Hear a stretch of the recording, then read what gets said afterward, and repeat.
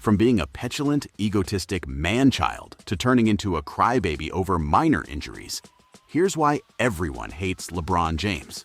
The man's got "The Chosen One" tattooed across his back, so it's safe to say he might have a bit of an ego thing going on. And he's also been known to refer to himself in the third person and gloats the fact that he can't clone himself to replace his teammates. I mean, seriously, did you see pictures from his birthday?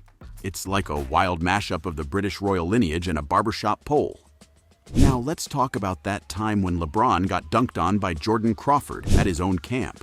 Instead of just shaking it off like other stars who've been served by lesser players, he decided to step aside and asked Nike reps to snatch up the tape. Look, it's true that most basketball legends have a healthy dose of ego. It's kind of what propels them to dominate on the court. What sets some people off about LeBron is that his ego can come off as a bit childish at times. There's this side to him that rubs folks the wrong way. It might sound like people might just be jealous or making things up, but here's another example. After the Cavaliers got completely trounced by the Lakers with a score of 112-57, LeBron took to Twitter to express his feelings. He was referring to Cavs owner Dan Gilbert, who had called his move to the Heat a cowardly betrayal. And guess what font LeBron used? Comic Sans. Does it get any worse? Yep, there was also the decision, when he decided to drop the bomb about switching teams. From a public relations standpoint, it was one of the stupidest moves a professional athlete could make. I mean, seriously, ripping out a city's heart on live television? That's just not a good look, especially when you're seen as a hometown hero. It was a disaster from start to finish. But hey, here's the thing about mistakes. They're meant to teach us something. And LeBron definitely learned a lesson from the decision. When the great Michael Jordan announced his comeback to basketball, he did it with just 2 words. "I'm back." Short, sweet, and straight to the point. It was like a tweet before tweets were even a thing. Taking a page from MJ's playbook and maybe even learning from the messiness of the decision, LeBron announced his return to Cleveland with a simple phrase: "I'm coming home." Now, let's be real. The world was furious at LeBron for the decision, and rightfully so. It was a horrendous move that left a bad taste in everyone's mouth. But he did learn from it and did things better the next time around. You know, since he's done it a few times now. But one thing's for sure. He has zero clutch factor. Comparing LeBron James to basketball legends like Michael Jordan and Kobe Bryant became quite controversial. You just can't put them in the same category. It's mainly because of LeBron's consistent struggle when it comes to closing out games, which makes it difficult for some people to place him among the all-time greats. Throughout the NBA Finals, LeBron was hesitant to take open shots, missing crucial field goal attempts in the late stages of games. To make matters worse, there were times when he didn't engage in the game or failed to contribute on the defensive end and grab important rebounds in the fourth quarter. Of course, I can't forget LeBron's impressive performance in the 2007 Eastern Conference Finals, where he single-handedly scored Cleveland's last 25 points in a double overtime victory. But it's hard to recall many other instances where LeBron carried his team to a truly significant victory. It's not that he hasn't had great games or contributed in crucial moments throughout his career, but the narrative of being a clutch player and consistently carrying a team to victory has been a bit difficult for him.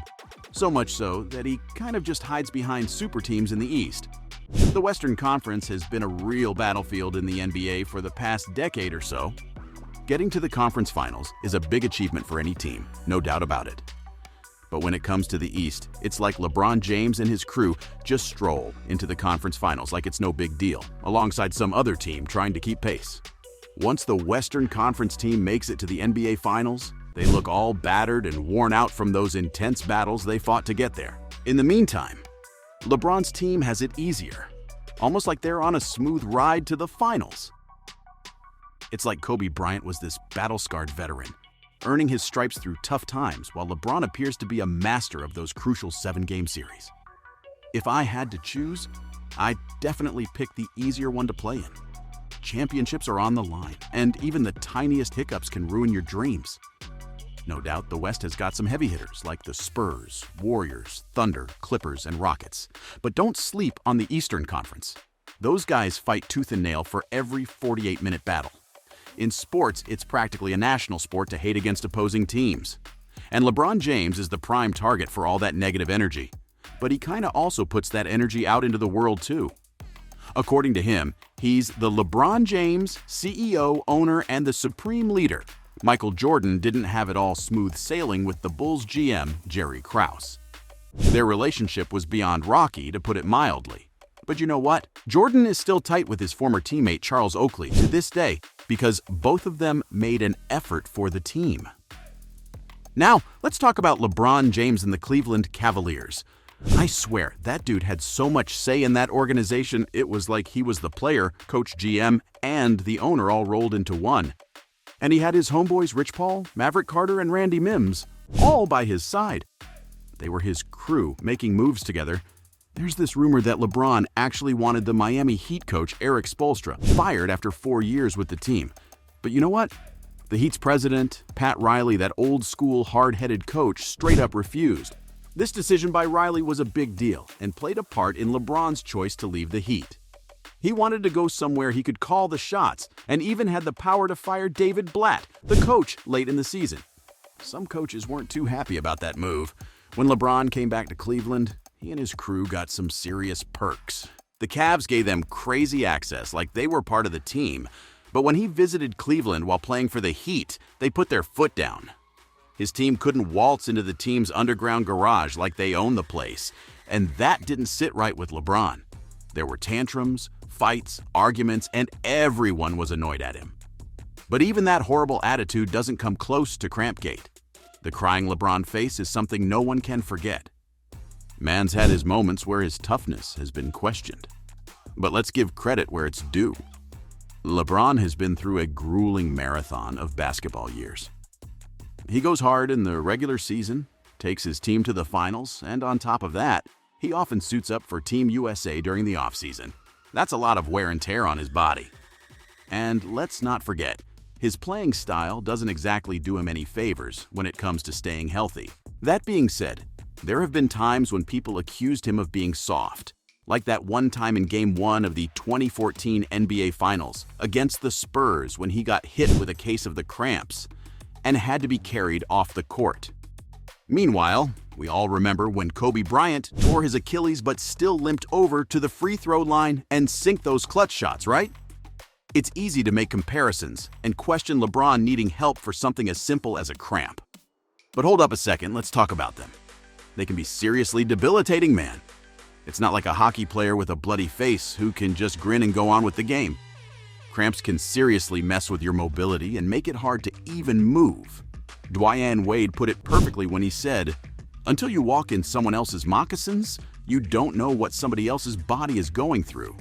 When LeBron, a player of his caliber, has to exit the game with cramps, you better believe it's serious. It's not something to be taken lightly. Even a sports drink company that specializes in hydrating athletes couldn't resist taking a shot at him. But you know what got lost in the history books? Even Michael Jordan had to exit an NBA Finals game against the Utah Jazz because of cramps before his legendary flu game. And guess what happened after that? The Bulls lost that one. So, from turning into a literal crybaby over minor injuries to being a petulant, egotistic man-child, that's why everyone hates LeBron James.